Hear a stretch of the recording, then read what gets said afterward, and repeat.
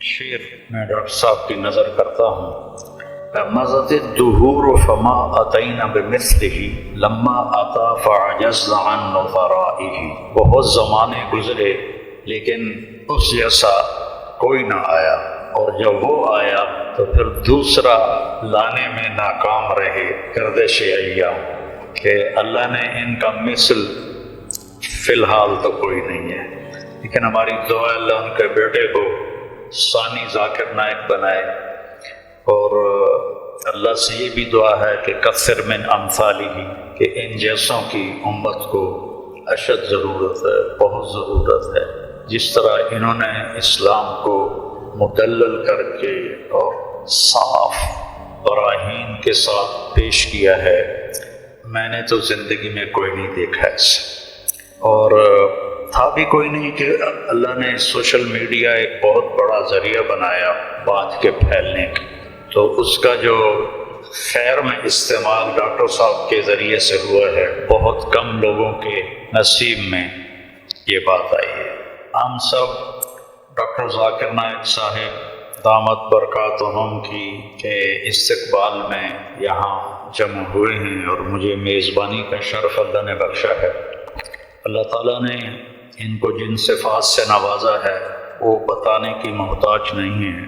میرے ذہن میں ہمارے درس کی ایک کتاب ہے متنبی، ایک شاعر تھا ابو طیب متنبی، اس کا ایک شعر میں ڈاکٹر صاحب کی نظر کرتا ہوں، اور یہ اس کے پہلے قصیدے کا پہلا قصیدہ ہے۔ مضت الدہور فما اتینا بمثلہ لما اتا فعجزنا عن نظرائہ، کہ بہت زمانے گزرے لیکن اس جیسا کوئی نہ آیا، اور جب وہ آیا تو پھر دوسرا لانے میں ناکام رہے گردش ایام۔ تو یہ شعر اب میں نے 1974 میں متنبی پڑھی تھی، تو ان کی برکت سے شاید کوئی میری یادداشت بھی ٹھیک ہو گئی، تو مجھے یہ شعر اچانک یاد آیا کہ اللہ نے ان کا مثل فی الحال تو کوئی نہیں ہے، لیکن ہماری دعا اللہ ان کے بیٹے کو ثانی ذاکر نائک بنائے، اور اللہ سے یہ بھی دعا ہے کہ کثر من امثالہ، کہ ان جیسوں کی امت کو اشد ضرورت ہے، بہت ضرورت ہے۔ جس طرح انہوں نے اسلام کو مدلل کر کے اور صاف براہین کے ساتھ پیش کیا ہے، میں نے تو زندگی میں کوئی نہیں دیکھا ایسا، اور تھا بھی کوئی نہیں کہ اللہ نے سوشل میڈیا ایک بہت بڑا ذریعہ بنایا بات کے پھیلنے کا، تو اس کا جو خیر میں استعمال ڈاکٹر صاحب کے ذریعے سے ہوا ہے، بہت کم لوگوں کے نصیب میں یہ بات آئی ہے، اور اصل ہے اللہ کی قبولیت۔ ڈاکٹر صاحب کی اردو بھی کمزور ہے، چونکہ اردو ان کی لینگویج نہیں۔ آپ کے کیا لینگویج ہے؟ مدر لینگویج انگریزی، لیکن ویسے آپ بمبئی کے ہیں؟ ہاں، تعلیم انگریزی میں ہوئی ہے نا، تو اردو کمزور ہے، عربی لہجہ کمزور ہے، لیکن قبولیت بہت اعلیٰ درجے کی۔ تو نہ کالی کو دیکھے نہ گوری کو، پیا جس کو چاہے سہاگن وہی ہے۔ تو یہ وہ اللہ کی پسند ہے، نہ کالی کو دیکھے نہ گوری کو دیکھے، پیا جس کو چاہے سہاگن وہی ہے۔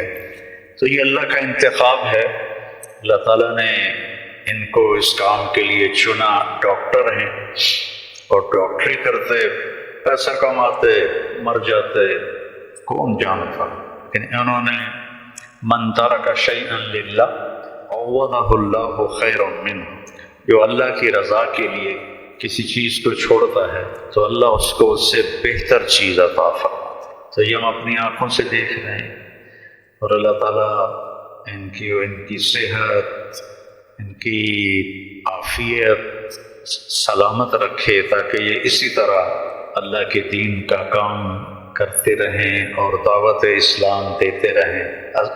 تبلیغ کا کام تو ہے تذکیر، نصیحت، کیونکہ ہم مسلمانوں میں کر رہے ہیں، ہم غیر مسلموں میں نہیں کرتے۔ ڈاکٹر صاحب کو اللہ نے توفیق دی کہ انہوں نے اہل باطل کو، اہل کفر کو اللہ کی طرف بلایا، اور کتنے لوگ ان کے کھاتے میں اسلام لائے، یہ تو قیامت کے دن ہی پتہ چلے گا۔ اور ان کو تو پتہ بھی نہیں ہوگا، لیکن اللہ کے پاس تو ساری گنتی موجود ہے۔